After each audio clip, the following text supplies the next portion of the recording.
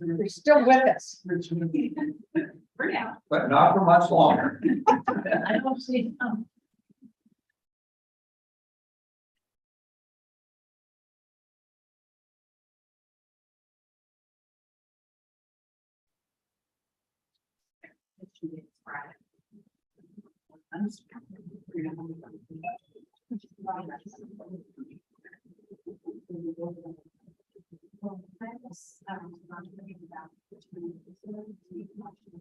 Yeah, you want to see them have to take back.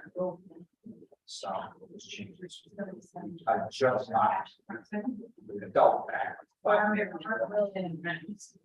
Wow, except it's all changes. And there is mention of adults in the law, and the ordinance change as well. I think getting some where-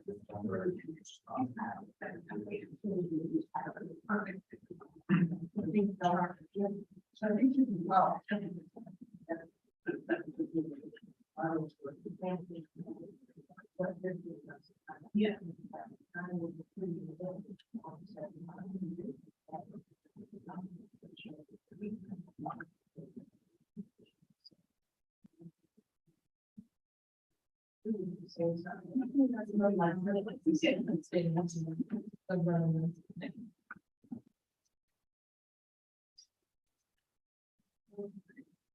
All right, now we see. Yes. I am member. Things go.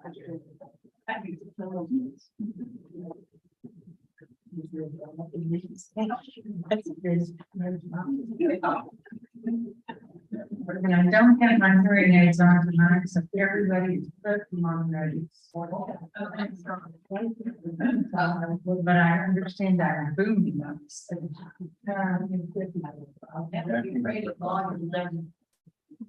Jackie has requested these. Jack has a question. Where's your microphone, Jack? She was accepting the microphone. You want it loud? You want it loud? You just want me to stop.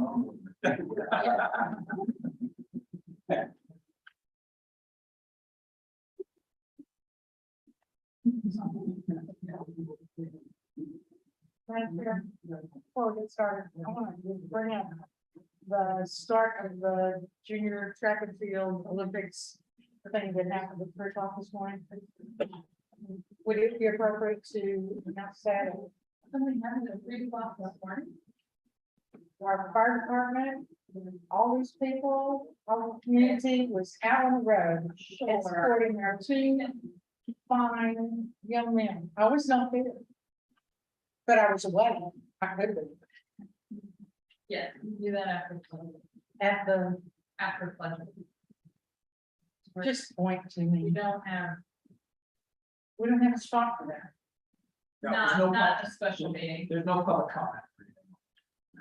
Ah, Yeah, enough. Alrighty. Calling the meeting to order at 6:01. Join me for the pledge of allegiance. Pledge of allegiance to the flag of the United States of America and to the republic. One nation, under God, indivisible, with liberty and justice for all.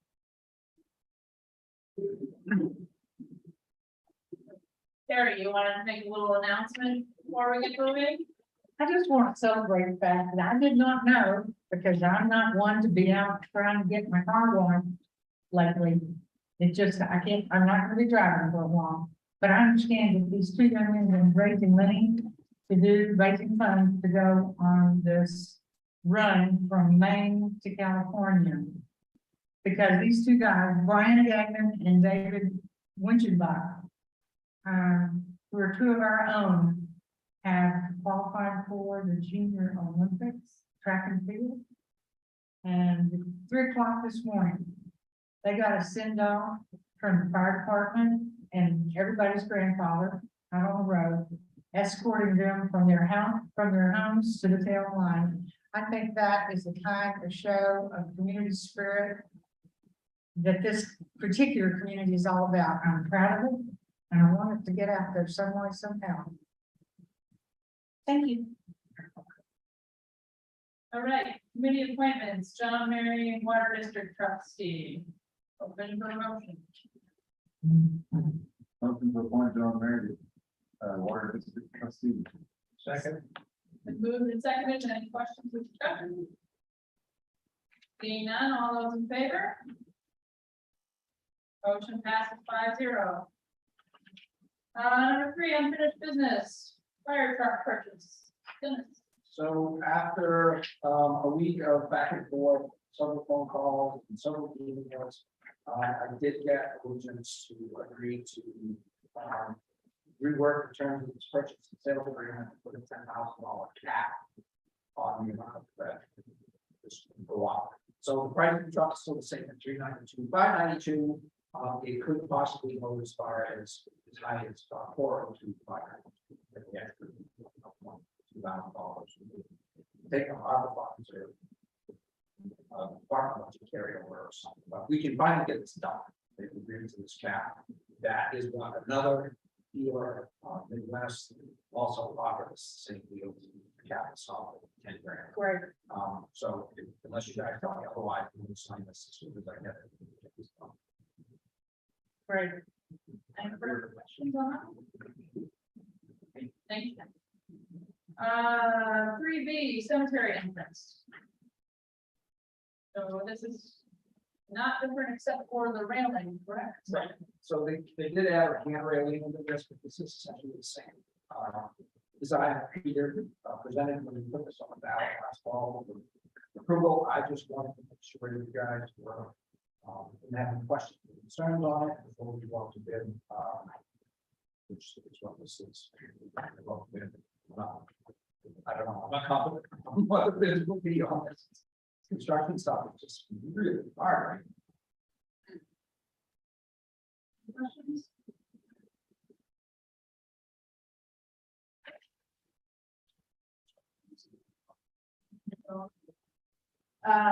New business, quick claim deed for Megan Hodgson, 47 Old Ferry Road. Open for- See, move to execute the quick claim deed for Megan Hodgson, 47 Old Ferry Road. Second. Moved and seconded, any questions? Seeing none, all those in favor? 5-0. All right, 4B, marijuana ordinance discussion. So you have new comments from the lawyer on the ones you got when we walked in. It's looking like maybe it's not doable for November. So I got the medical one this afternoon, and just before this meeting, I got the health one. And I noticed just granted that quickly that yes, we will have to do a zoning ordinance change. A zoning ordinance change, and we'll have to pass an ordinance for the fund that you guys put in there for. I don't remember what the reference was. So that will require a little more work on behalf of ORC. So the non-lapsing account fund will go into that will require an ordinance as well. Yep. So on page 11, on the section E where it says license fees, we have a non-lapsing account fund that will require an ordinance to establish that. But certainly we're going to send this back to these changes. If you guys have changes that you want to make, we can try the best time to set them so they can work on it all at once. And do it next year. You had some things in place. Yeah, I have several comments. I can just go through and find them, but I'll start with this general statement that I found the ordinance to be very restrictive. And maybe unnecessarily so. So that's sort of, Are you on the adult use? yes. Okay. And so that statement kind of frames my general feedback on this. So skipping past the definition down to number 9, limitation on licenses. My first question and comment is, why are we wanting to limit the number of businesses that can do this kind of work? I would think we let the market determine how many of these businesses exist here. We were told to come up with a very on board, period. So we decided, we just had to decide where to go, how many we have, and all the rest of it. We went through a lot of ordinances, found all around, what's the end of May, the state ordinances. So these things are purely they're draft. Yeah, they're draft. It's a draft. Yeah, that was some, yeah, Where, how many they can, when there can be, what your mind, all that stuff. If you can change, we have no guidance, so we can't, okay. we can only go by what we got, maybe we want. Okay, well, that makes it easy, because then I can just go through and tell you. Rewrite the whole thing. It's similar though to a lot of them. Yeah, I understand, that it's, that's kind of what I had heard also, is that there were sort of other ordinances that could be used as a guide.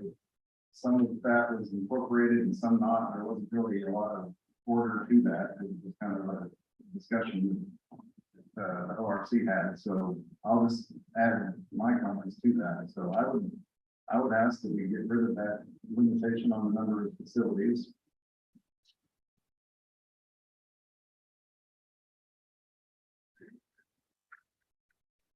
I was wondering on 11, action on application. Where does the planning board come into this? Because that's normally with our business, the planning board just gets the business ready to go, and then we just approve the business license. So is the planning board involved in this? Yeah. This is the select board, is the business. Business comes back. And they want to open the business, they have more type plan to do what. Okay, so that doesn't necessarily need to stay. No, that would fall on the site plan review ordinance, and that would have to be amended to include this in it. So we have that matrix that we have in our ordinance, marijuana stuff, that would have to be amended, right, to include that and then say, it's allowed here, it's not allowed here, this is where the planning board has to get involved. All right, that's just a question. Yeah. Let's see. Under 17A, fixed location, we seem to be prohibiting delivery services. I know that's one of the services that providers of cannabis offer. So I was wanting to allow for that. Under 17 operating requirements, 17A, fixed location. There's another statement further in that actually specifically talks with that. Why would I want it to be allowed to be delivered? Because some people use that kind of service. They use the delivery service. People who have a hard time getting out or can't get out or just. Is that something that's actually allowed on the adult use? Or would that be restricted just to medical use? That's a good question, but I also, you're saying, think that prohibits that? Yeah, well, actually under this, it's actually prohibited in another spot in here, and I'm sorry, my notes are just on the ordinance where it occurs, so I'm not sure where the other statement about delivery services. Because I know that is a thing, but I don't know, if it's just medical. I mean, I just don't like seeing signs. Yeah, so where that exists in this ordinance, I might see it later on, as we go through. I would like to allow for delivery services.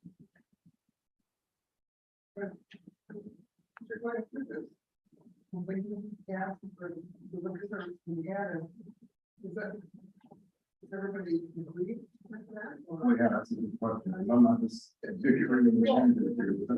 Well, I mean, at this point, I'd just like to go around and get anyone's comments and questions. 20 years, the prohibited activities. Oh, thank you. Thank you. 20 years. Oh, should be removed.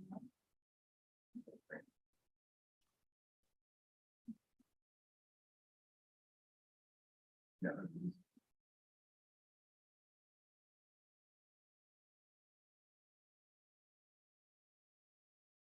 So I guess with that, my question would be to find out if that's something that is happening already, Yeah, or I know it is, but for which kind?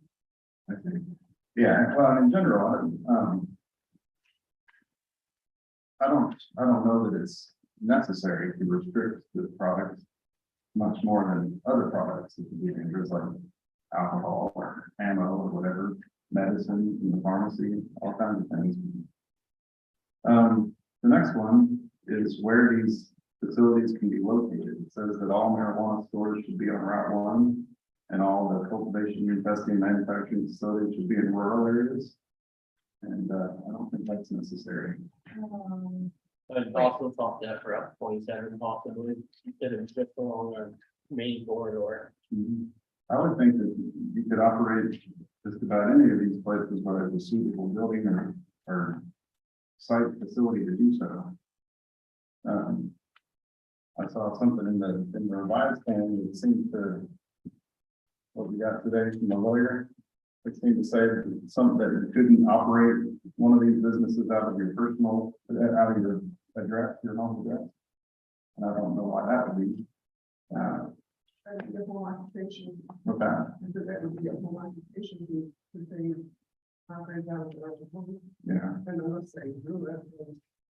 well, yeah, exactly. They grow it and they process it, and package it, however they do, whatever. I would think that someone would be able to do that at their house, if they had a place to do it, that had all the safety requirements. Did she make a comment on that? It's just something that was prohibited by the state. I don't have a couple of that.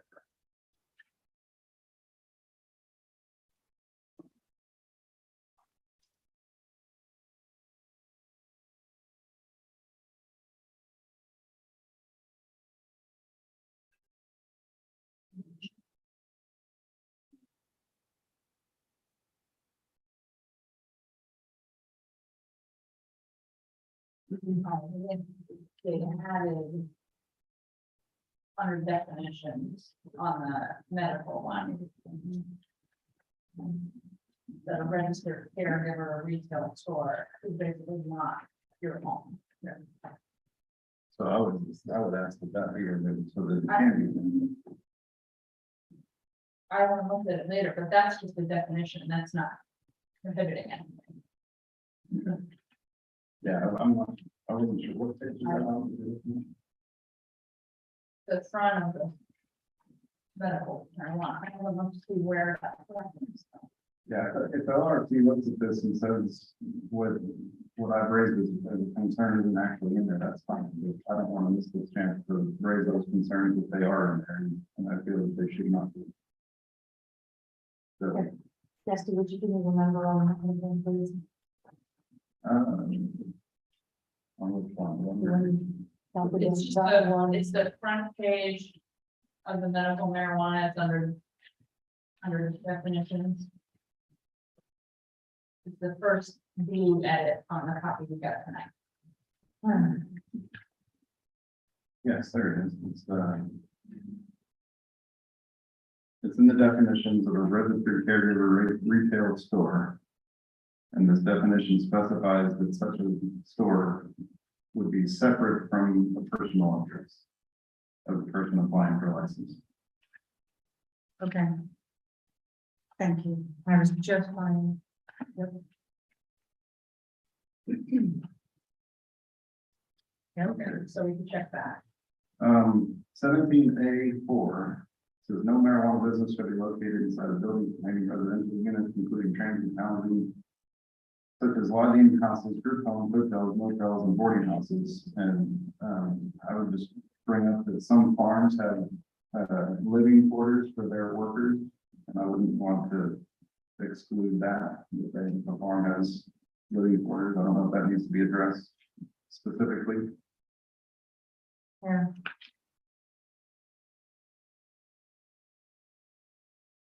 I don't know. That doesn't know. Yeah, obviously we would wanna allow a farm to house their workers and grow cannabis if that's what they wanna do. 17C says that nobody can grow marijuana outdoors. And I'm not sure why that would be. If it's in a fence and it's locked and it's not visible, like the state law requires. Marijuana grown outdoors is a different product than marijuana grown indoors. So if somebody wants to grow outdoors, and they should be allowed to, and it also doesn't say whether or not a greenhouse is indoors or outdoors. I would get rid of that one. And the next one on what can be on a sign.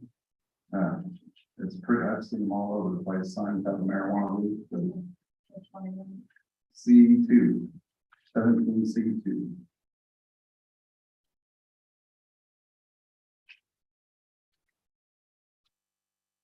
Okay, but it's a sign, right? Yeah, it's just, we're kind of overlapping a little bit, because this is saying that marijuana related paraphernalia should not be visible. And then another spot that says that you can't have any pictures of the plant on the sign, Yeah, and that would be the leaf. So that's something that is used pretty regularly. I've seen around. Marijuana leaf is on the sign. I have a picture of one, somebody just sent me actually. Anybody wants to see it. Get some free advertising, whatever this building says.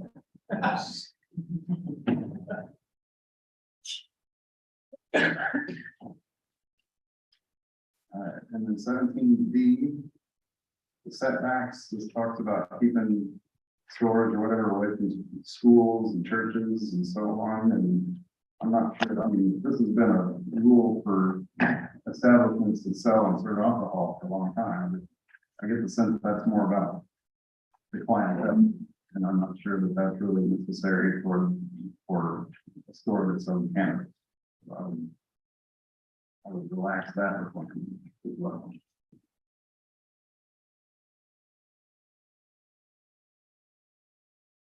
And then 17E, security.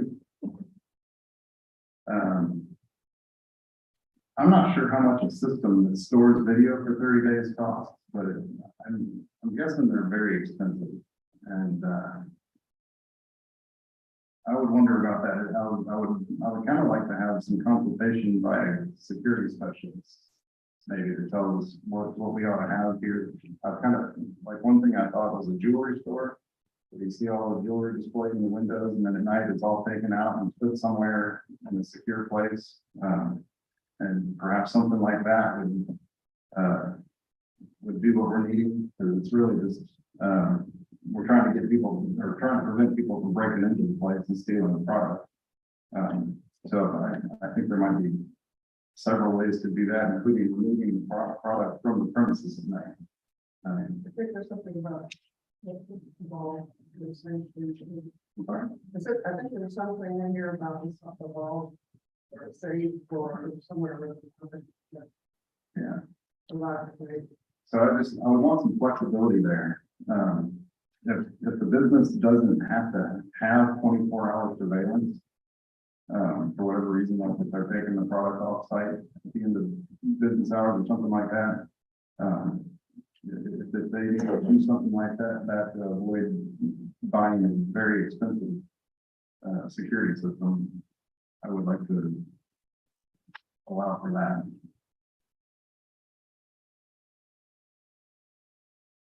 On odor mitigation, this one's kind of funny because when I drive down Route 1, I go past that coffee roaster all the time, and boy, can you smell it. So I'm wondering if we're allowing people to stink up the place with coffee. I don't know why we're not allowing them to stink up the place with cannabis. And So I would look at that one again. I think my only comment on that would be cannabis is gonna be, them growing it is gonna be a pretty constant odor all the time. You know, whereas coffee roasters just don't run 24/7. I don't know, I didn't know if people were concerned that you get high off of smelling the smell of the product, but I don't think that's the case. But that was one of Dan's concerns, was the she on the board was. That was one of her things that she wanted to see. That was some of it had a skunk smell. I guess. I've never smelled it with a facility. I was reading something recently. That I thought there's a skunk on that. Yeah. And could you put cedar trees all around the place and mask the smell, like what constitutes odor mitigation? So that's the question I had. And who conducts the smell test? That's what we got. All right, so 17G, that's where the signs are. And that's G3, say, is one that says you can't have a marijuana leaf on the sign. And, I don't know that we should, that's kind of a First Amendment thing. I don't know if we should be restricting that. But some of these things are in the state or. Yeah, some of the stuff is in state statute. And I think some of the site stuff is in state statute. I wouldn't think that one would be, because I've seen that on Yeah. signs all over. I'm not saying it is, I'm not sure. Yeah. I think with the discussion on security, I think some of that is referenced in the state statute, so. Well, you got my comments, the state doesn't have a comment about that specifically, then I could see the change. Yeah, so 18, we're talking about the outdoor growing again. I was wondering on 18 of the second paragraph on 18B, where we're requiring $1 million insurance in case the facility goes out of business and we have to go clean it up. Is that something we do for all businesses? No. Not currently. We might want to. Just considering some of the stuff we've had to clean up. Yeah, well, we're going through it still, so. We have some. In the solar, we do, yes, that was recently passed, that they required to put up something for sure to make sure that that is done. No, for in general, no. Yeah, Again, you know, you're gonna have discussions about ordinance later anyways. So that might be something you want to send their way. good idea. Let's see.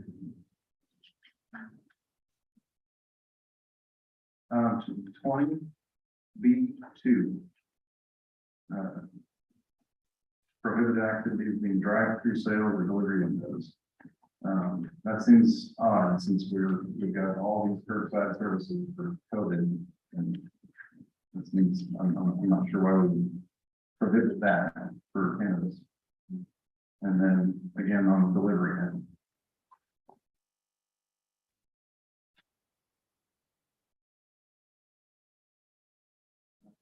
This is a little redundant, there's the signs thing. I think the lawyer said something about putting all the sign. Yeah, so you could say there's a lot of redundancy. Yeah. It's confusing. I remember that someone from that wrote this, explain why it's very, maybe state bar or something like that. Or Jackie. Definitely. Jackie. Wrote most of it.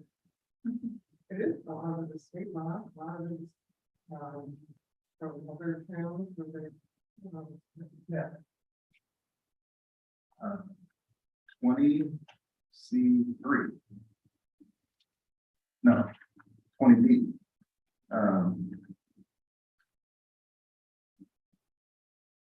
Performing ID checks at the door. How about performing ID checks at the point of sale? And obviously, I mean, just like a liquor store, you can't go in there if you're under 21. They don't have a bouncer at the liquor store. I think that would be arduous for a business to have to do that. They're pretty small, so they can, from the counter, see somebody coming in, whatever. On 22, I thought it might be useful to have a statement in there about, this is about, conducting inspections by town officials. It says here that the business is supposed to provide protective gear to the person doing the inspecting, and I thought we should probably maybe stipulate that the protective gear that is required is what they use there. So, somebody can't go in and say, give me a gas mask with a scuba tank on it or whatever. For me to feel comfortable, it's whatever the employees are using or whatever is required in that location for protecting the employees is what the inspector should be allowed to ask for.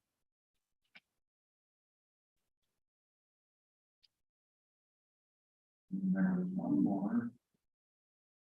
that I'm not seeing. So we can move on and I'll try to find it. If I can find it, I'll bring it back up. Questions or comments? Oh, I know it was. It was, second. No, I'm pulling it back. Where, I don't know where it is, but I remember what it was. It was where, the business is obligated to prevent loitering outside the establishment and particularly to keep people from smoking out, outside their store. That's already a law that states that you're not allowed to smoke in public, or consume it in any way in public. And so I think if someone was smoking weed in the parking lot of the store, then they're committing a crime against that store, just like they'd be committing a crime against any other place. So I think calling the police and reporting it should be all they would be obligated to do. There's that. I don't know where that one is. Jacob, do you know where? Can you find that? You find it? Okay. I am impressed with the line by line, and I did notice some of these things, Dusty. I'm glad you're speaking up on all that, and I depend on it. But I don't particularly care for all of the requirements for bright lights around, any establishment, because I'm in a dark sky mode. Where are you?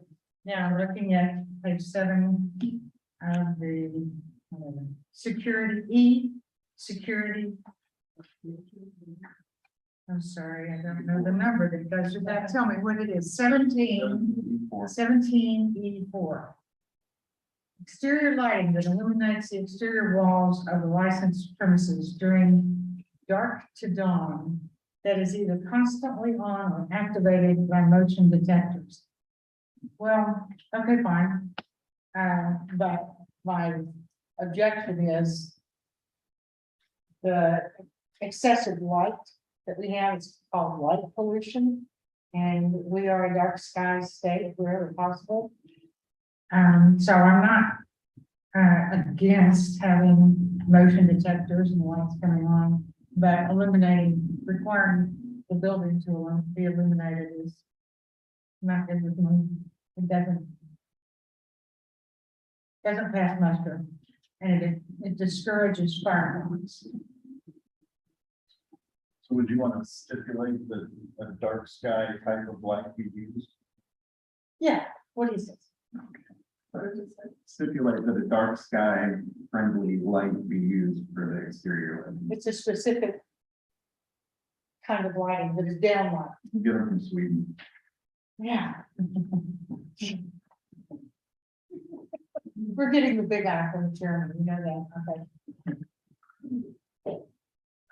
So, Dusty, the marijuana rules say that marijuana stores and nursery cultivation may allow access to adults age 21 and older. So when the sale is not allowed, they'll have to be checked, have to do it. So in that case, That's the same for alcohol for liquor store, I think. Could it be done the way liquor stores do it? I'm reading the rule, working with marijuana policy. Can you just let this state set the more restrictive rules though? Well, I believe we've got a lot of that in here. The difficult part is, I know you all weren't at all the board's meetings, so it's hard for us to remember exactly which lines were from that and which lines were from other ordinances. So I don't know what the best way is to identify those, but That's what we need to get all through. Well, first of all, if everybody agrees on the things you want to change, we'll go back and we'll look through the ordinances, we'll look through the state regulations. right, but like some of them might be a good point, because if it's in the state law, then we can't change it. Right, so there is very, very detailed video surveillance that has to go along with this. And actually, there's already an issue because all surveillance recordings must be kept for a minimum of 45 days, not 30 days. They're listed in the ordinance, so. Wow. Well, if that's what the state law says, that's fine. We didn't have that, so. That's, I mean, this is how we're doing it. Lighting, any gate or perimeter entry point of marijuana or establishment must have lighting sufficient for observers to see and cameras to record any activity within 10 feet of the gate or entry. All right, Yeah, that's so let's- fine, because if someone wanted to do this business, will know what the state requires, and they won't come here and run into more requirements. It's kind of the. We've got security cameras, that you brought your gun club. Midnight, I can get on my iPad or my phone, look at it, and it's just like daylight. No lights, just in the camera, so. And I think that's why the attorney probably didn't make comments on some of the stuff. It is part of the state statute. Or the state statute, but the law, the rules, it is not actually the statute, so. So how about we get anybody else with comments?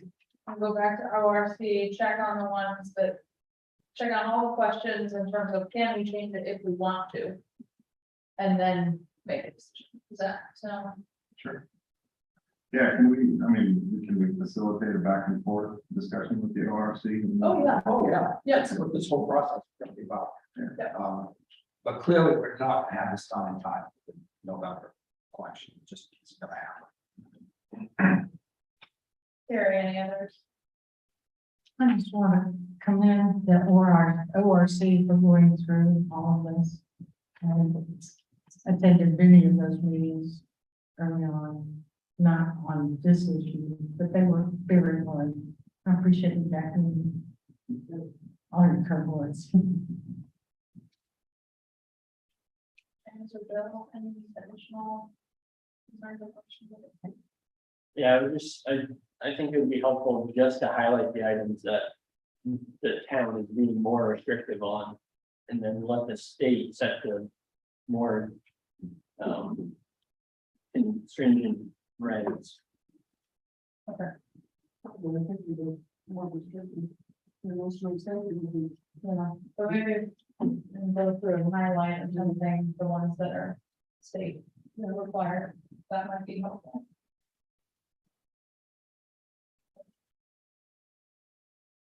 Yeah. Thank you. Thank you, Jack. Didn't want to get bored.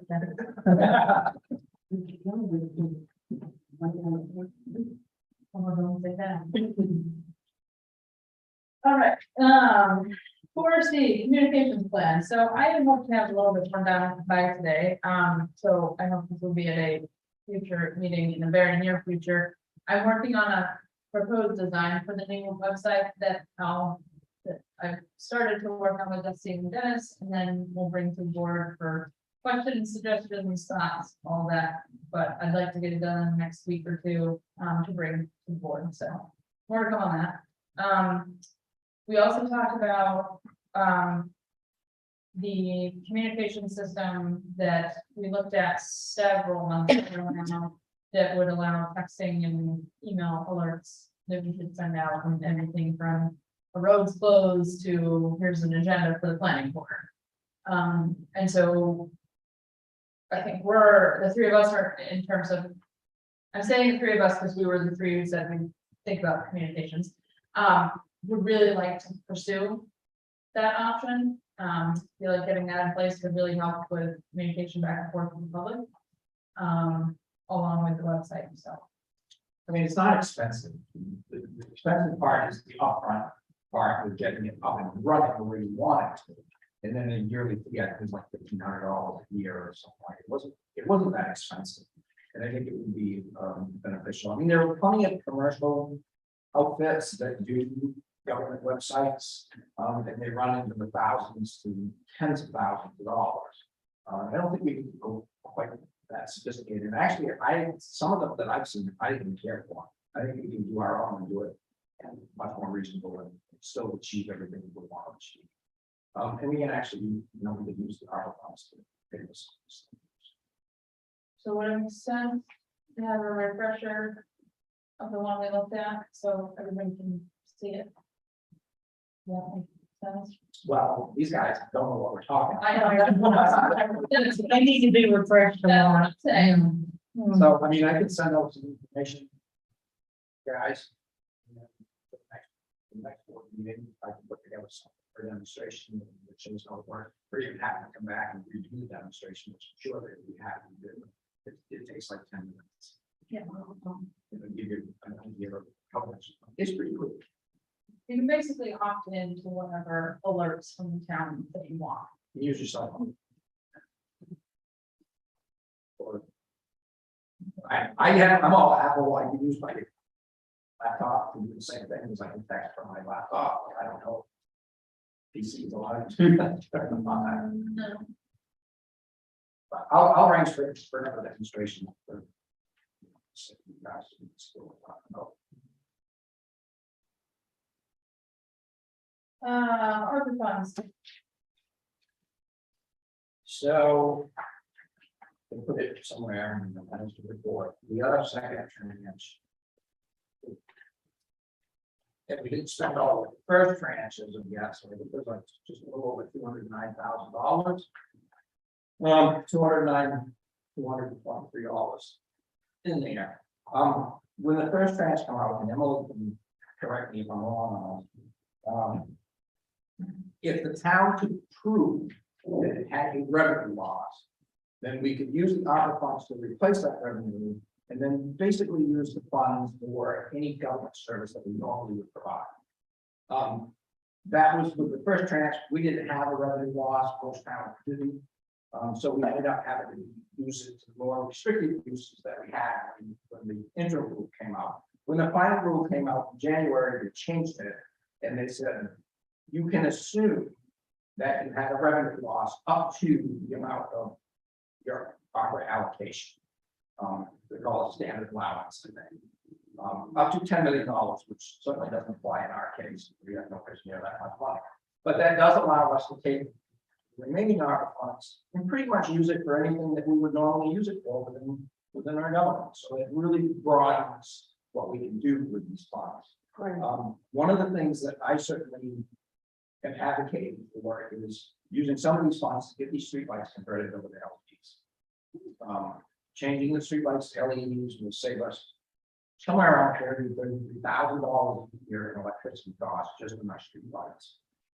At a cost of right now, one quote I got was about $133,000. If we buy, that means we go to CMP, we buy the lights, we buy the fixtures and everything. And that means that we are then responsible for. They do come with a maintenance agreement that can be in there because our public works is not going to be able to work on these. We don't have to hire somebody else to do it. Central Maine also will come and convert them to nothing. But then we still will have to rent the apparatus and light fixtures and all that stuff from Central Maine. So we still have that rental agreement that we'll have to do.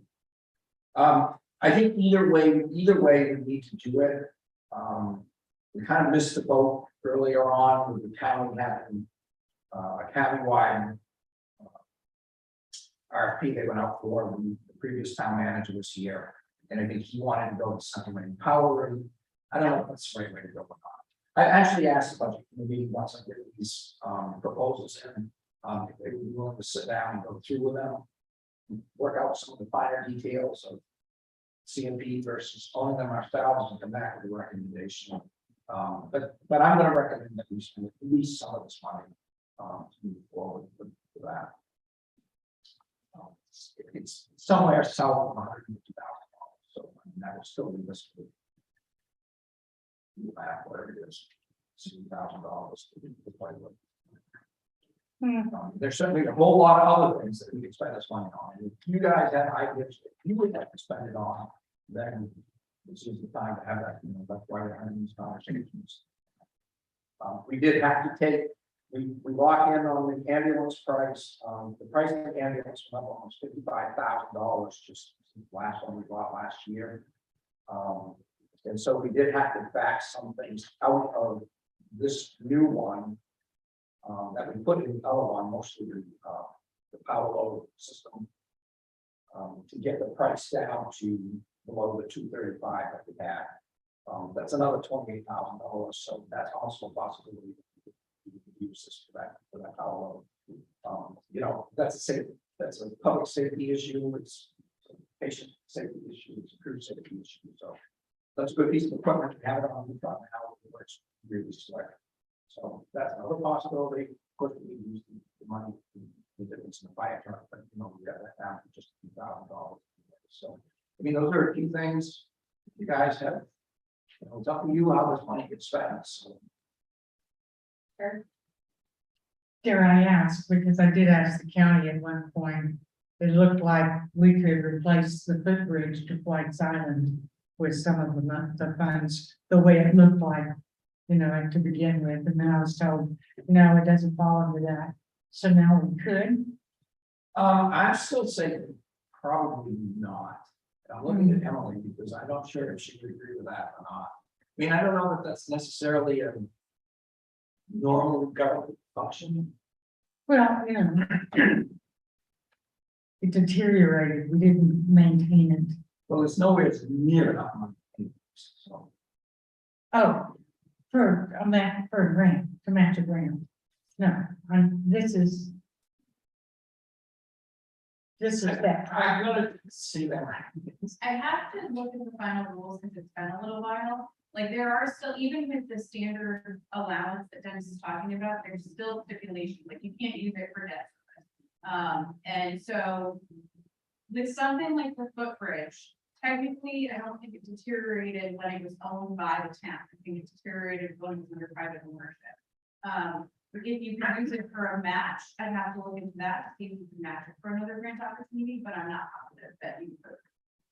I mean, it would mean that we wouldn't have to commit taxpayer funds, for example, to that project.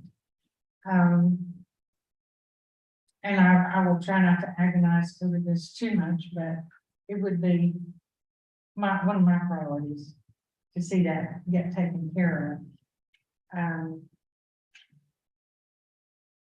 In a recent field trip down to the waterfront, speaking of deteriorating circumstances, the waterfront is needs some repair and needs to be looked at, and I hope that we will do that. But this is another instance of items that if we have, available funds to take care of things that are over and above what we're having to maintain right now, it would be simply because our waterfront requires more maintenance than we're giving it right now. Even the boardwalk is, I can tell from the recent ride that I had across the boardwalk that it's falling apart. I think, if we do have funds that are available, I wish we could put that at the front of our list. So in terms of the waterfront, and we had that meeting down there the other day, which was kind of an eye opener because it wasn't so high. There are maintenance issues that need to be taken care of. The boat launches are in atrocious shape. We've also material that we had from the airport down there to try to make them somewhat better than they are. The pier that's in the boat launches is in horrible shape. Yeah. The boardwalk is in horrible shape. I think I think the direction from the board to the waterfront committee may have to go back. You guys need to back up a little bit, and let's look at more of a master plan for this waterfront. Before we start getting into the piers and slips and promoting all the stuff, we need to get the stuff that we have fixed. Before we add more stuff that we need to fix, we're not even fixing the stuff that we have. And so I think this needs to go back to the waterfront committee to say, come up with a plan to get what we have repaired. We have to use some of the art funds for that, fine. And then incorporate what's island into this master plan so that we don't have this group doing this, and this group doing this, and this group doing this. It's waterfront, it's harbor, that's what that committee is for. They need to appoint a subcommittee to work on some of those things, that's fine, they can do that too. But I think we kind of need to regroup this a little bit. And get some of the stuff that we need to get fixed. I appreciate your support on it, Dennis. I think you're exactly right. So I would just like for you guys to consider that. Listen to the waterfront committee, Susan reached out to me for some guidance and. Guidance from you, or give some guidance, or for you to give them guidance, because committee can do it small. I'd really like to see some kind of initiative, some kind of language, putting that in front of the waterfront committee, including expanding the committee with a subcommittee to help with that kind of work. Well, you can't expand the committee because it's set by ordinance. So. Okay, not expand the committee. But they can have, they're not prohibited from having a subcommittee to help do You the can have as many people involved as you want, as long as they're not official They voting. just can't be voted. right, but just more people involved during the work. Yes. Since I do a lot of committee work too. That's how it works. Okay, And they're not planning to bring this up again until June anyways for help. That gives them almost an entire year to kind of redo this and get us in a better place. so can we develop some language to get that started? Maybe for next meeting or so. I can put it on the agenda for the next. Thank you. Any other questions or discussion on ARPA funds? I'll just make a general statement. All the discussion that we just had aside, because I think both of those ideas, the streetlights and the waterfront are both good, but I'm just always wondering where the road repair comes in. And I mean, you don't use that. We're hopefully gonna have some bids for us to open at the next slide meeting for paving that's we've already been appropriated funds for. What about the air conditioning for the building? That can be used for that. Yep, and when we get down to the next item on the agenda, there's funds that's gonna be available to use for that. That's why I put this on the agenda, so we can have this discussion about that too. I mean, there are funds available for some of the stuff anyways, for the HVAC system and all that stuff, and I'd rather go out and find other outside sources of funds for this stuff, so that we can keep our funds to do this. Some of the things that we would like to get done. What's the timeline on when we need to use them? Yeah. 2026, right? Oh, I have to allocate how you're spending it by December 31st, 2024, but you have until 2026 to spend it. Oh, okay, so we don't need to So, decide no. next week. Okay. There is no rush. Okay, so we can explore some of these. That is. Great. Okay. Community resilient partnership. Yep, so I sent you guys with information on this already. Emily was here to discuss it as well. Yesterday, Sherry, is that? Tree like tree. Sherry. Actually called me yesterday, asked if this was something we were interested in doing. And I said, well, funny you should call because we're actually gonna be talking about this tomorrow night. She is actually a local, one of the local service providers in this program. She's working with Bay, Southport, and Bay Harbor, some of the other towns, including Edgecombe. And so I think she can answer a whole lot of questions about this as well. This is where the HVAC system came into play, because that is one of the grants that's available through this program.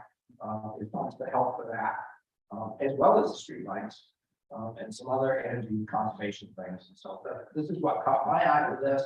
But it's up to you guys to whether you want to move forward with this or not. So. Additional material too, but I don't know if you want me to pass now, and I can kind of give an overview of the partnership if you're interested, as well as what the grant opportunities. Do you want me to stand at the podium or can I sit? You got hop on one. I mean, I'll do it, but. So, Sheree has done a presentation. It's going, I've actually already reached out to the chairman, of the select board, because one of the things they like with the program, like to see collaboration in communities, to see if there's something that we can collaborate on, because I think some of the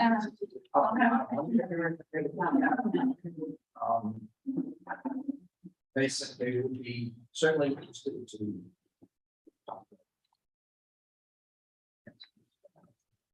Yeah, I didn't know how many to bring, so there might be some extras. I can pass one to Charlotte. too. So I'm here kind of wearing two hats, one as your contracted planner, and the second as a member of the Region 1 Coordinator Collaborative, which is a regional coordinator pilot program for the Community Resilience Partnership. And that partnership is sponsored by the Governor's Office of Policy, Innovation in the Future, GOPIP. I also have on Zoom tonight, Laura Graziano, our Assistant County Planner. She's working on this partnership initiative with me. And so to give you a little background information, the Community Resilience Partnership is a new program from GOPIP that's helping Maine communities reduce emissions as well as prepare for the impacts of climate change. It provides grant funding as well as direct support to municipalities, including technical support for climate mitigation and adaptation projects. So the first sheet that you'll see on your packet tonight that I just submitted to you is really just a 2-page reference sheet that summarizes what the partnership is as kind of an introduction to the program. To receive access to the funding and support, communities first have to enroll in the partnership. And that involves a couple of things. The first is completing a pair of self-assessments, which Dennis provided to you in your meeting packet tonight. The first assessment is called a Community Resilience Self-Evaluation. And essentially it assesses how Wisconsin is addressing resilience in planning and operations currently. The second, which is that table that's about 6 or 7 pages in your packet that Dennis provided, it's called List of Community Actions. And that indicates which actions the community has completed or is in progress. You can also use it as a tool to identify which actions you may want to take on in the future. The next part of enrollment includes holding a community engagement workshop or series of workshops with the public to determine what Wisconsin's climate resilience and clean energy priority action should be. So that includes reviewing with the public those 2 self-assessment tools and prioritizing projects for implementation. As part of this enrollment piece, you would have to document how you engage the public, have an agenda, copy the agenda, minutes, all of that data to kind of show that the participation was there as part of that engagement piece. And then the third component is adopting a municipal resolution for a commitment to climate.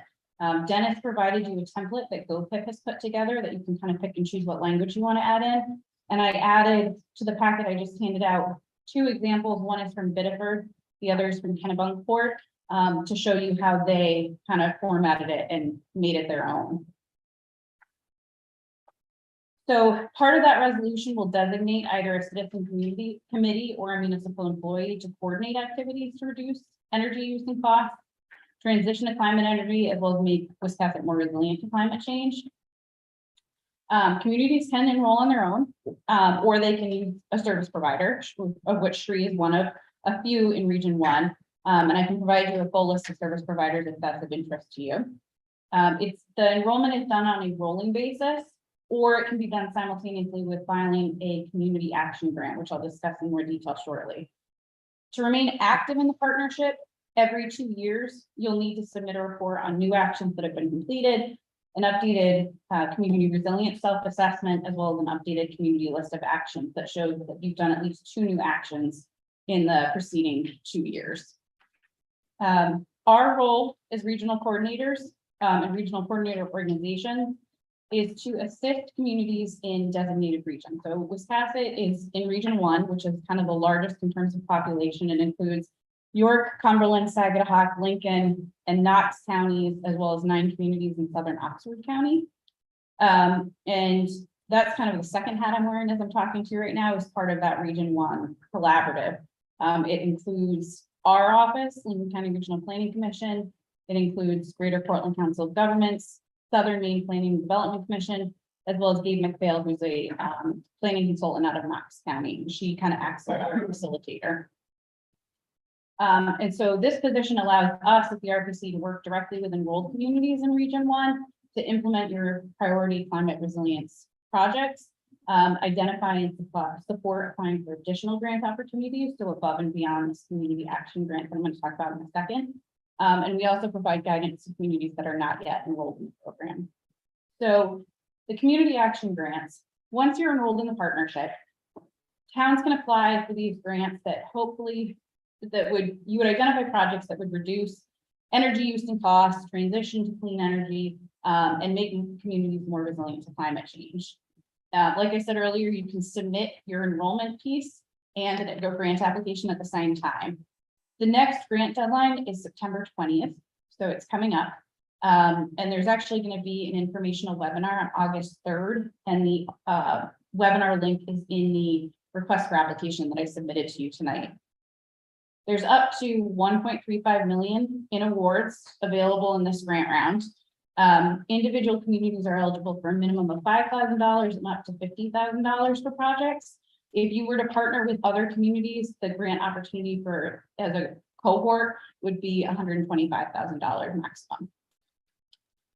The source of funding is from the state budget. So if you wanted to go for a grant opportunity, you could also, utilize your ARPA as additional funding if you wanted to. And they encourage that.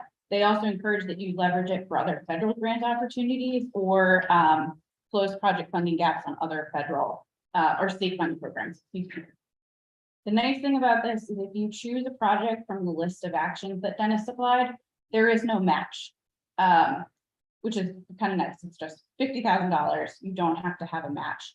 If you were to pick something that advances your climate goals but isn't in that list of actions, there is a match. It's tiered. It's on page 7 of the RFA, but you could use in-kind match as permitted, or you could also leverage your ARPA dollars or other state or federal dollars. Given that there is no match or minimal match required, and what we're hearing from other communities in Region 1, let alone across the state, I expect that the September deadline is going to be there's going to be a robust response. So as with any grant application, funding is not guaranteed, but I suggest that if you have a project, you go ahead and move forward with applying. And this is done twice a year. There was a grant opportunity in March, and then another one in the fall, and they anticipate to do the same in 2023. Some projects that were awarded in March included Bath is doing a climate action plan. Hopsum did a municipal complex LED upgrade. Camden is using their funds toward the purchase of an electric school bus. Rockland is doing a climate ready infrastructure for their downtown waterfront. Vinyl Haven's looking at a stormwater management design for their downtown. And Waterford is doing a town hall and firehouse heat pump upgrade to create a center of refuge. There's a full list available online. If you want to see it, I can email it all to you. So at this point, I'm happy to turn it over to Dennis to discuss what you're envisioning for Wiscasset. I will say that if you're looking to apply in September, you would probably want to pick a municipal employee, Dennis, or a town committee to spearhead this. And then the RPC, we can provide support as both your planner and R1CC, especially with community engagement piece. Or you could also engage a service provider. And like I said, we have Shree here for Sunrise Ecologic LLC. She's from Booth Bay. And she's working with a number of towns in Lincoln County on this endeavor as well. Sure. Shree, do you have anything you want to add to this so far? I'm standing.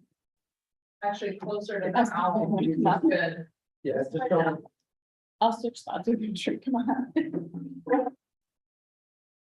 Well, Good evening.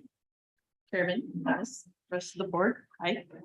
I just want to clarify that Booth Bay and Southport have decided to use my services. Booth Bay Harbor and Edgecombe are still making that decision, so I wouldn't want them to be misrepresented. So I provided a lot of material. I don't know if your inboxes receive that. If you have questions, I can start with that or provide or just kind of launch in. So You just heard a I lot. kind of like to know, what does the service provider do? What are you gonna provide? Yeah. Okay, Talk well, about it. well, I live in Booth Bay and I'm the founder of Sunrise Ecologic. And in general, we have 3 services that we provide. One is a community resilience partnership service provider. Another is grant writing for federal funding. Another is technical project management for culvert replacement, dam removal, salt marsh restoration, water quality, stormwater. A certified ecological restoration practitioner and have a master's of biology, science and biology. So the community resilience partnership service provider takes on the responsibility of walking you and the community through the criteria steps in order to become eligible so that you can apply for the community action grant. And those steps are exactly as Emily just outlined. Identify an individual or a committee to be the contact for this process and move forward with it. To conduct a self-evaluation using the forms that looks like you have in your hands. You have a lot of paper in front of you. Yeah, I've said that most of the stuff that you sent me today already. Okay, so yes, you have the papers. And to host a robust and equitable community engagement process so that the community members can weigh in on what is important to them on a pre-approved list. I think there's 72 items to choose from. As Emily mentioned, they could identify other priorities, but there are slightly different funding implications for that. I'm just going to pin that, come back to it to not complicate it. I think it was yes, you have in your hand, that list, the table of the 72 actions that the community can choose to prioritize 3 to 5 or 2, just so you understand what is important to your community members. And then to pass a municipal resolution saying that you intend to act on climate change, climate adaptation. And there are a number of pre-written statements you can pick and choose from to help that. And then I would help you apply for the community action grant and put together the scope of work, or the scope of the project and the budget, and be available for 12 months once the funding is made available to me to assist you with additional identifying additional funding opportunities. So you're funded through the program, not paid for by us. The town pays no money to me for a service provider. What I would need from you would be a signed letter of support saying, yes, we trust Sri and Sunrise Ecologic team to help us through this process. And what happens is I submit a grant application to receive funds from GOPIF, Governor's Office of Policy Innovation in the Future, to pay me and my team to assist you. So there's no match, there's no cost to the town. This is a good deal. Thank you for letting me. Quick. So sure, I know that just reading the papers on here to the slide, and they're like, what are the pitfalls? Always that fine print that's in there, and in this case, it just doesn't seem to be. Which always seems to be too good to be true to me. You're right. I hear you. I understand. I literally called Brian Ambrett, who's the grant administrator, and said, okay, Brian, how do I answer this question? What's the catch? And he's like, I know, I don't know how to answer that question, but we really do want this to be a community project. That's really the intention of this program. Wow, I believe we said we were gonna set up some sort of environmental committee. I don't remember what it was called when the students came to us. when they, yeah, the students came, made that beautiful presentation. And where to go. That was the first thing I thought about when I read. Well, some of these the pandemic materials. got worse too, so that's Well, not, yeah, that to me also seems like a natural point of. Learning. It does. I know in the previous meeting we had. Recently, it was mentioned that we could resurrect the conservation committee that the town had in the past. I don't think this was necessarily the mission that they had then. I think that was more like trails and things of that nature, but certainly doesn't mean that we can't change their mission and say, or add to it and say, no, we want to do this. This is gonna be some work. This is work that I just don't have time to do. So it's gonna have to be a committee or somebody else. I can help with it, but you know, that's what Shree's going for, or Emily or whoever, but you know, you are gonna have to consider somebody else to help work on this because it is a lot of work. so to activate this idea, you need a motion to. Yeah, what was the first step? Sign up. I think the first step would be, well, I guess I'll let Shree. Well, We have that other same- towns have done it this way. You have your own way. Would be it make a motion to support everyone signing a letter of support.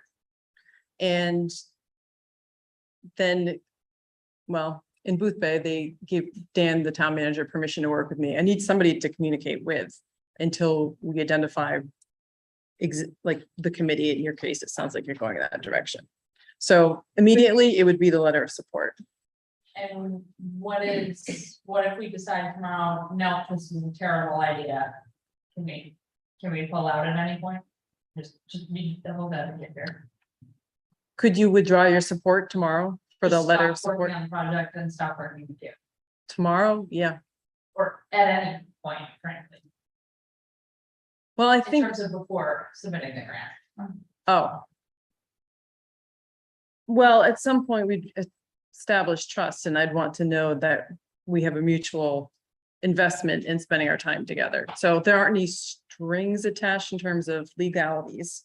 I guess I don't mean just willy-nilly, I mean, if we haven't had any public discussion about this, so if in 3 weeks we have a public workshop or something, and there's an outrage, and we decide this isn't for us, I just wanna make sure that. Oh. We're not, Yeah, I think legally, there's nothing preventing you from doing that. It's at your discretion. And I think my understanding as well, I didn't see anything in there, so there's not gonna be any penalties if you decide to not do this, and maybe Emily. Check on. Yeah, so I don't think there's any penalties if you wanted to enroll. I will say that she has an application deadline at the end of August, for it's August 31st, I believe.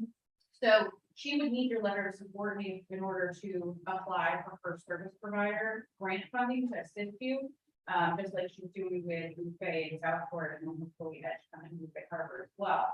So keep that in mind, but if you wanted to have, I don't know when your next select board meeting is, but put this on the agenda to see if there's a comment, you could do that. But if you're in the partnership or trying to get enrolled in the partnership and you change your mind, there's nothing that I've heard from Bill that that said you could. That would limit you from changing your mind. okay, I'm personally in support of all of it, I guess, wanna make sure we're covering good stuff. Yeah, I'm also in support of it. I just wanted to bring up a couple of standards we usually go by. We don't normally act on information we're just receiving. And we don't have a public comment section tonight. This isn't really a normal meeting. And we normally entertain multiple candidates for the work done for the town. So I don't know. There are other candidates, but we at least want to make that available. I mentioned there was a list of other service providers that she could provide you. It just happened to be this tree called yesterday, and it just was. Yeah, that's fine, and you may be the person that we want to work with, but I just, for the sake of fairness. Make it. I didn't expect you to make a decision on this. I didn't think so. Yeah, Yeah. so that the board's discretion, the motion there. Yeah, we put it in there just that way, just in case you wanted to do something, but I really didn't expect it. And we have another meeting in a week, so it's not very far. So we could entertain the motion next Tuesday. Yeah. Good. Yeah, because we should have very least read what Emily. It's gonna happen. Yes. Thank you. Lot. Any other questions? Well, it is right right now. now, it's a lot, it's gonna be a lot of work. I provided a introductory document with the attempt of making it as simple as possible, so you can just go with your eye, scan it, find what attachment is summarized. And I don't see that one. No, I didn't send it, I haven't. sent Okay, it. that might help You know- navigate. You know what you said here, you know, sometimes. That was the, yeah, deluge. Out of lines. There's a lot of was redundant thing when you do space for what we had, but I'll send you that additional information. She sent me yesterday. Okay, thank you. So would you like me to come back next week, or do you want me to wait to hear from Dennis? Yeah, I think so. Please, yes, you can answer more questions. Yes, once you have had a chance to figure out what they are. Okay, thank you. Thank you. Right. For new business license for David Hudson Post doing business with the Rock Shop located at 731 Bath Road. Did you guys approve this last night? Yeah. Okay. Move to approve the business license application for David Hassan Post doing business as the Rock Shop located at 731 Bath. Moved and seconded, any questions, discussion? All in favor? Motion passes 5-0. All right, subdivision ordinance updates. This came actually from the ORC. They would like to take another look at the subdivision ordinances that we currently have. Because they feel it needs some, how do you put it, tweaking. That direction has to come from the board, so. That got to do with the state passing those. I know because the state hasn't come up with all the rules on that as of yet, so. I'm not sure how we'll incorporate all of that in there until we see some of the stuff. The state's great at passing laws, figuring out how to implement all that. They don't. Yeah. So do we move to request the ordinance review committee to review and update the subdivision? I don't think we need to vote. I don't Just just. I think of one this is the next one, which is just other things we'd like them to. Because this just starts the process. This isn't, we're gonna pass something new necessarily. We want to be looking to do and draft. Where is that, Floyd Road? 14 houses, 100 acres, 100 acres. I don't know. It's on Floyd Road between. CMP lines and.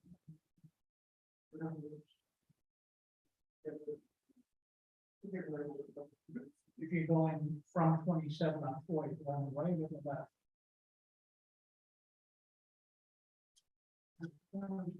We still, we have the plans in the office here, so. If you go from 27, on 27, you go forward on. Would it be on the right or the left or something? This is 27. Floyd Road is up 27. I'm saying coming from 27 on to Floyd Road. Is the subdivision running on the right side or the left side? I don't know, I don't. It's not 27. It's on Floyd Road is up 27. I'm just using that Coming from direction. that, when you're on Floyd Road, coming from that direction. Right, but when we were talking about last night, the people that live down near Young Point Road are the ones that are concerned about it. It's down there. Young's No, Point? that's, the young points on we have. Yeah, I know. Can we? Do they go see if there's a map? That's the one. I don't live in Mountain. There's a lot.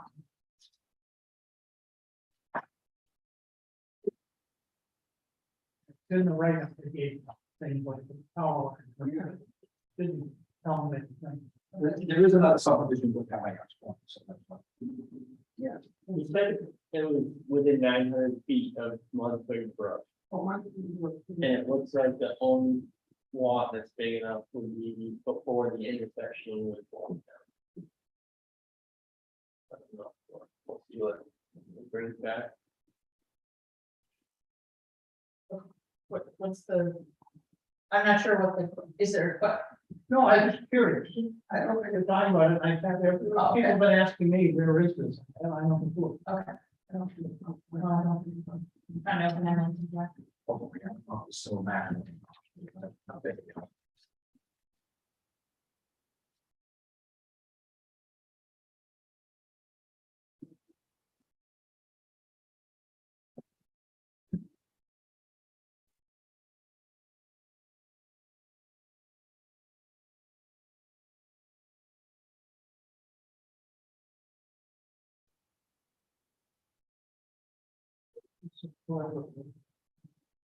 There's a transmission line. Transmission line right over gets through here, and then you've got Monster Brook right here. Where's anywhere in this area? It's these lots here, you can see them working out. Oh, right along the road. Yep, and then this remaining 91 acres will stay. That,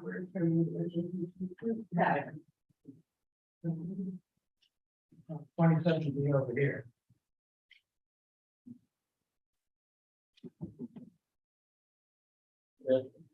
Let's go on. Yeah. So, that's for intersection in Middletown. Yeah. We'll get through. So it's this lot right there. Okay.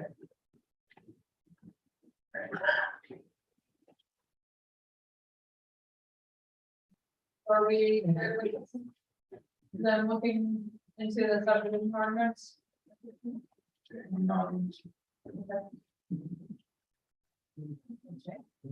Other suggestions? For either ordinances to look at for updating or changing or new ones? Site plan review. We can. I don't think those are part of the ordinance anyways. And I'm already putting together a whole bunch of fee reviews for you guys to look at the focus that we have this far. So I'm not sure that that's the appropriate. I need to go with that. I mean, it's just a separate discussion. Because we're moving for us doing all of these and like, Look at everything from A to Z for everything that we try. rather than in the ordinance, so that it can change. Right. Yeah, I don't think they're set by our, I can probably remember correctly. The site plan fees are set by our fee schedule, not set by the ordinance. We're trying to take the fees that are set by ordinance out of the ordinance, because in order to change them, you have to go to town meeting. Instead of you guys being able to change them, so. I would prefer that it stay that way because it's just easier for us to do, but I've been compiling a lot of information from a lot of area towns as to what their fees are compared to ours. And we'll bring that to, in a very near future in another workshop for you guys to look at and decide how you want to go with that. So. I think there was talk of either a policy or an ordinance on memorials Yes. that has been batted around for several months or a year or better. So I don't know if you guys want to do something with that or not. But was brought up at the last meeting about rules using the common. An email. Yeah, that. Not using the common, but permanent things, because that's a whole nother. Right, I wish I could hear you, Bill.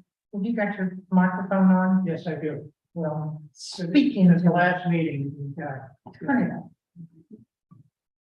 up. we had a email from a resident who was concerned about the use of the common. Mhm. It's this issue.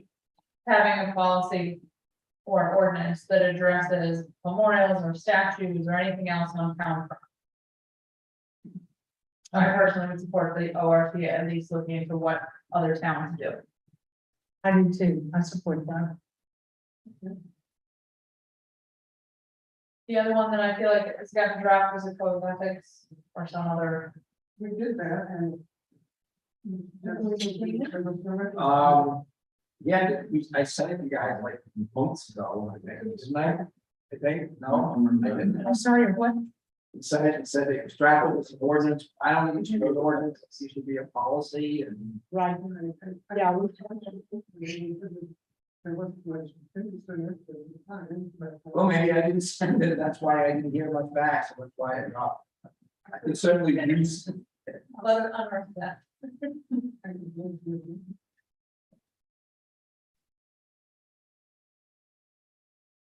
Others, Yeah, what we were just talking about before, about requiring businesses to have insurance for cleanup if they abandon the business.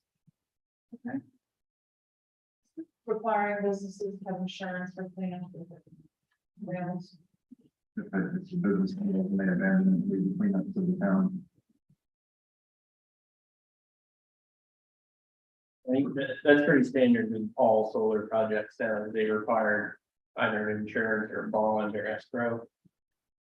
We were just talking about that with the marijuana ordinance, because that's in there. We don't have But I that don't. for the town. I would also like to ask, what we could maybe have for training requirements for committee members. On just how to conduct committee business and how to conduct town business through the committee. So I was actually gonna bring that up or prompt you to bring that up under board goals. The whole committee Okay. thing. All right. Any others? We can add them at any time, I just like to put it on the agenda once in a while. I know some people from the planning board meetings don't like the just standard 10-foot setback to all properties.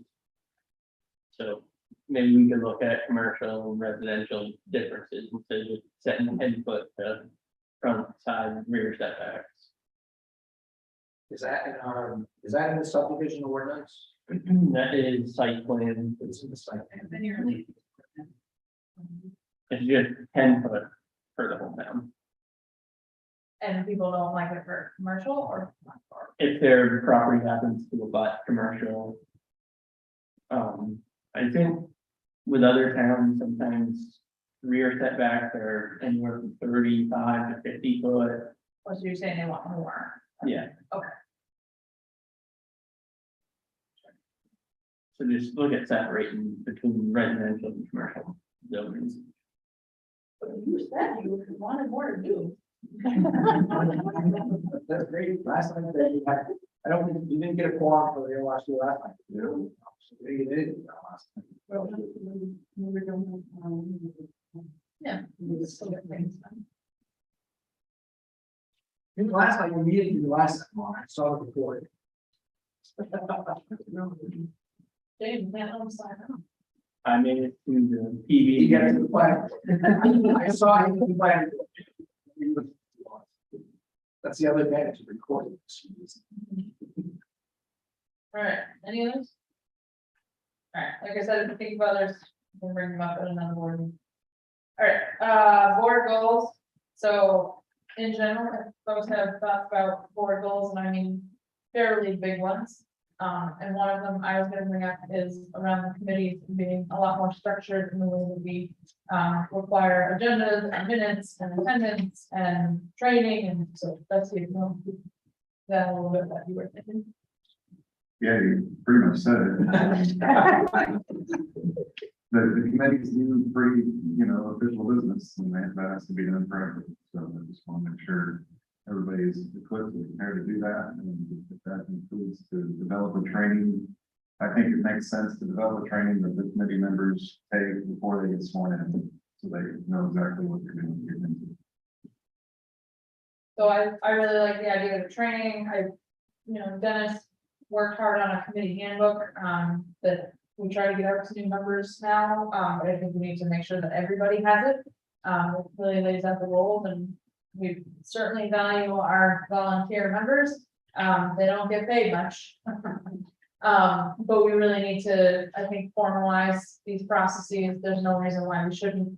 And it makes it a lot easier for people to know what's happening and how they can be involved, because that's really where a lot of the important work happens that gets to us, so. I guess that would be a goal for me is to, I don't know how I put it, but I guess more formalize the committee process and training.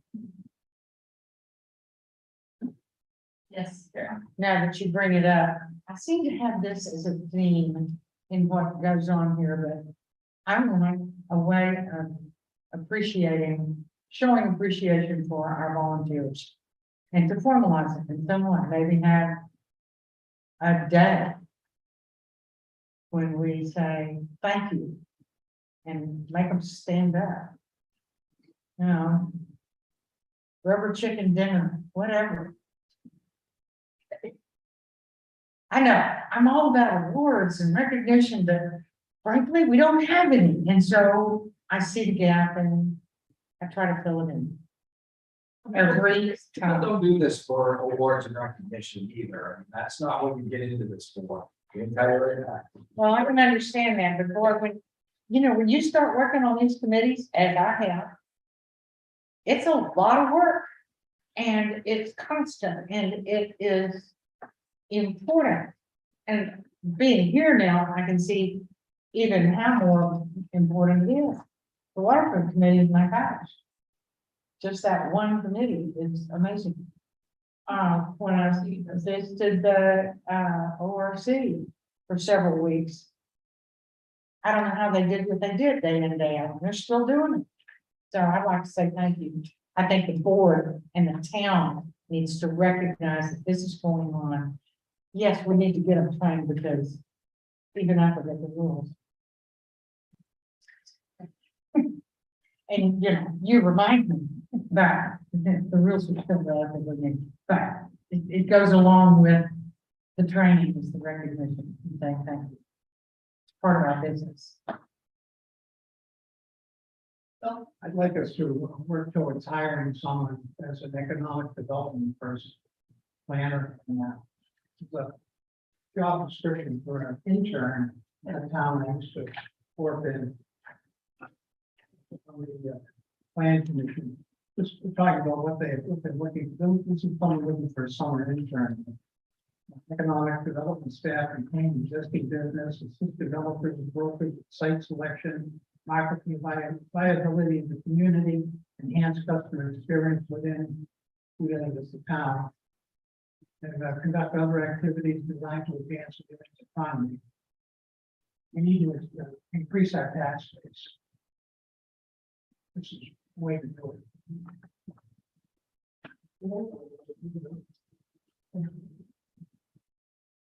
Well, I think, Well, I think that was part of our discussion at budget time, is that we were going to move towards that next year's budget. That we needed to develop the job description and figure out over the course of the year, just what it is we wanted this individual to do. We don't want to call it a planner anymore, even though it would essentially be the same thing. But, I agree, I we need to move towards this. There's actually gonna be some money, the town will have some money to pay for this, once we ever get our audit. I know there's money in the tip that can be used for this. And I think it's more than that, I think we can find other ones in there, like I said, audit to be sure, but I think there's money in there that we're gonna have to spend somehow, I'm not sure this will actually qualify for it, but there is money in there for economic development. And it's more than $9,000. So, I mean, we have to see money to get started with this and continue forward. yes, and Bill, I would always add, it's not an internship, we need a real. Oh, no, I'm just saying this is, I'm using it because it's private and what they wanted to do, which is the same thing. With economic development person. I just haven't, I'm on there, still on their mailing list, I've been gone 9 years. I got to get this thing, so I copied it. Yeah, well, we want the real thing and we set aside money for it and I hope we go get it. Yeah, I think two things. One, we talked about making sure that we use every hour of Emily and crew this year. So I don't know if there are more conversations. Well, we're not gonna get much out of her for next. Yeah, really. There's more than just me. But then also, I think, to Bill, to your point, I think there is support from all of us to propose a full-time position for the next. And part of that the argument is we need to make sure that we're showing the value of the part-time position this year. So I think we need to be thinking Thank about you, that. Emily. But is there anything that you guys in particular want me to be working on? I'm working on a few things already. What do you want me to be working on? One thing on my list would be getting the treasurer situation finished up and a new person hired, Mhm. because that person will also help with communications, which is. Mhm. Well, yep, and I'm just waiting for the audit to come back and make sure that there's no issues with Kathy and the work that she's been doing for the last 3 years now. And once that's done, I'll make that plan to move forward with that, so. That's a matter of weeks, not months. That reminds me of something I was thinking about earlier today, can overlap back to the last item a little bit. I'd like to protect our town manager from constant complaints from people who come in and use him as a therapist. I would like to, And I'm the worst one. I'd like to make it a requirement that if people have complaints, they make use of the public comment section in our meetings and bring those complaints to us. And then we can decide how Dennis takes that issue over if that's appropriate. And I wonder if the ORC is the group to look into that. Wow. Whether other towns have like a process. Yeah, yeah. So people just It might just be some fun. Yeah, And you're not gonna stop it. It's gonna happen. well, if you have an official policy or ordinance, that says this is how this is done, you can turn right back out. With a card that says follow these instructions. He's got two vicious eyes. Teachers really treat all of the day, which is kind of like that. No, I think that's what we're looking into, and I'm trying to figure out my work schedule with the other piece of the communication plan is I do plan to open up office hours as sort of an alternative for people who can't come to public comment, at least 2 hours a week, where I'm just here, and then I will share the output at the next board meeting, so that people have another option.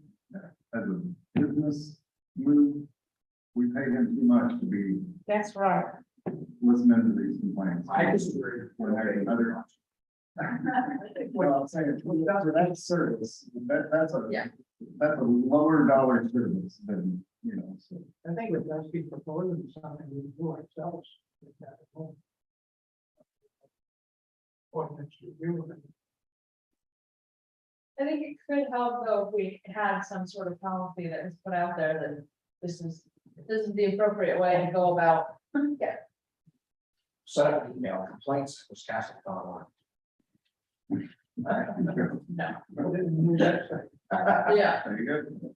Well, but I think with the improved communications plan, that may help with some of that as well, because it will cut down on some of the, I didn't know about this, I didn't know about that. And that, I think that will help. with a lot of things. Yes, I think that will go over the research helping it. And having that other person, getting the treasurer thing situated so they have that additional help as well, so. And along the same lines, you are looking for an assistant still, some way, somehow? So the plan is to move Kathy over. I don't know if I'm gonna give it the treasurer thing or actually.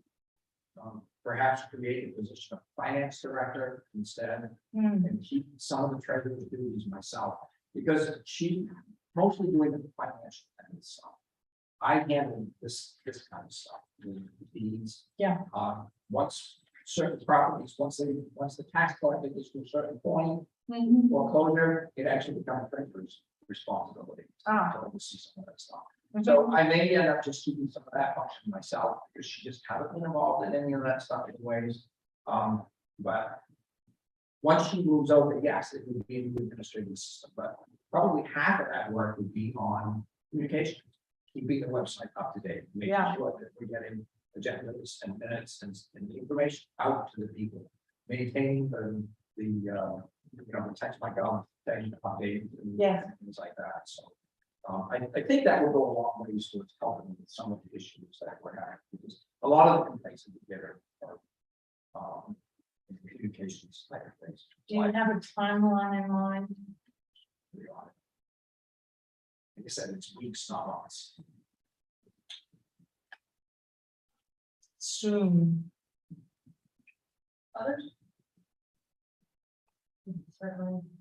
Add more. than-